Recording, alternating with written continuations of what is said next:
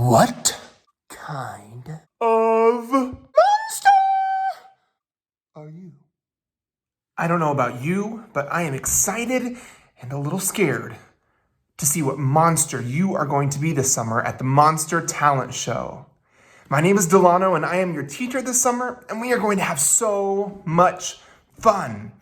We're going to explore what monster you might be.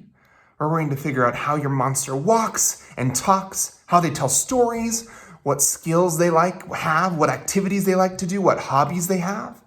We might learn some new skills like juggling. Maybe your monster likes to do science experiments, so we might do some science experiments.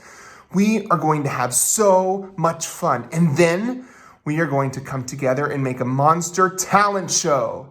And then we're going to record it, and your parents will be able to see all the hard work that you put in over the week. I cannot wait to work with you. I am so excited.